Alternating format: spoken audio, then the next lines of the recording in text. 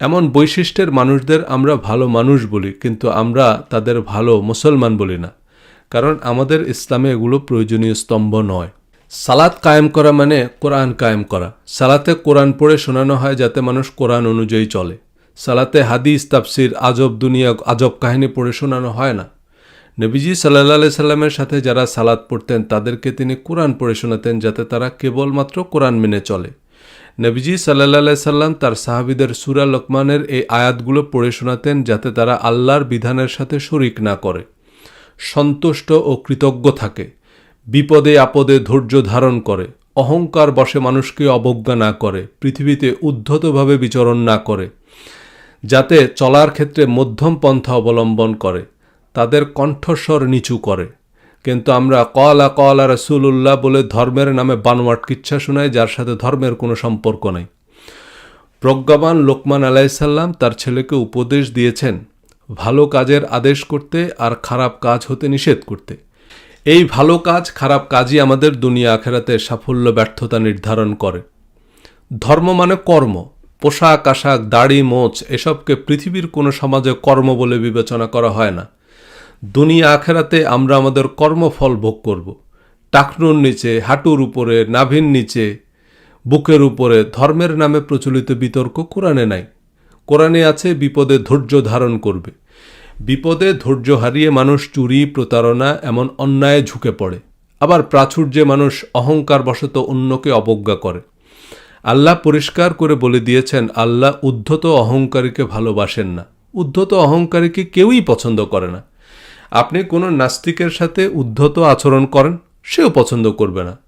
এই উদ্ধত অহংকারী হচ্ছে অধর্ম। মধ্যম পন্থা অবলম্বন করা, নিচু স্বরে কথা বলা বা বিনয় অবনত থাকার নামই হচ্ছে ধর্ম।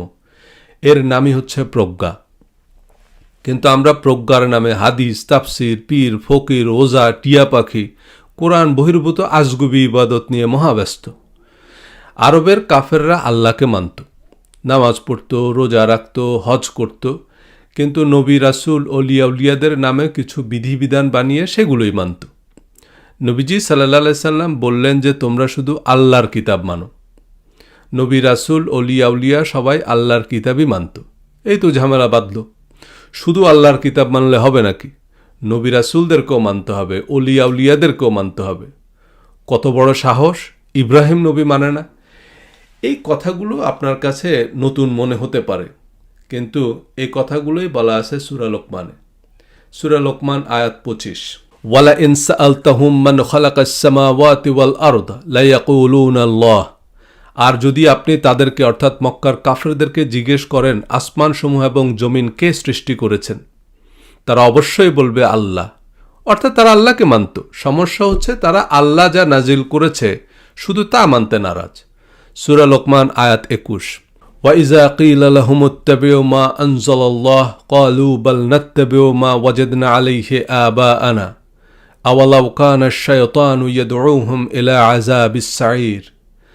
আর তাদেরকে যখন বলা হয় আল্লাহ যা নাজিল করেছেন তোমরা তার অনুসরণ করো, তারা বলে বরং আমরা আমাদের পিতৃপুরুষদেরকে যাতে পেয়েছি তারই অনুসরণ করব। শয়তান যদি তাদেরকে জ্বলন্ত আগুনের দিকে ডাকে তবুও কি তারা পিতৃপুরুষদের অনুসরণ করবে? আল্লাহ যা নাজিল করেছেন তার বিপরীতে পিতৃপুরুষদের অনুসরণ যে শয়তানের অনুসরণ, তা এই আয়াত থেকে বেশ পরিষ্কার।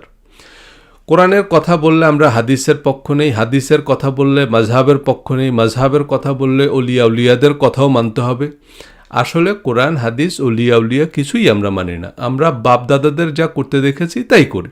মদিনা দেওবন্দ ঘুরে এসে শেষ পর্যন্ত আব্বা যে হাদিস সহি বলেছেন সেই হাদিসই সহি। কথিত বর্ণিত হাদিসকে হিকমা নাম দিয়ে মানুষকে আল্লাহর পথ থেকে সরিয়ে নিচ্ছি। আল্লাহ তার রাসূলের নামে বাপদাদাদের ধর্ম মানি। আমার আব্বা বলেছেন এই হাদিস সহি, তো এই হাদিস অস্বীকার করলে কাফের। আবার আরেকজনের আব্বা বলেছেন এই হাদিস জাল, সুতরাং এই হাদিস মানা বেদাত। এভাবে শিয়া, সুন্নি, আহলে হাদিস, হানাফি বংশ পরম্পরায় বাপদাদার প্রথায় চলছে। নিজেদের আলেম, ওস্তাদ বা বাপদাদার রীতি রেওয়াজের বাইরে যাওয়া বেশ কঠিন। কিন্তু আল্লাহ বলেছেন সূরা লোকমানের 15 নম্বর আয়াতে, ওয়া ইন জাহাদাকা আলা আন তুশরিকা বিমা লাইসা লাকা বিহি ইলমুন ফালা তুতিহুমা ওয়া সাহিবহুমা ফিদ দুনিয়া মা'রুফাও ওয়াত্তাবি' সাবিলা মান আনাবা ইলাইয়া।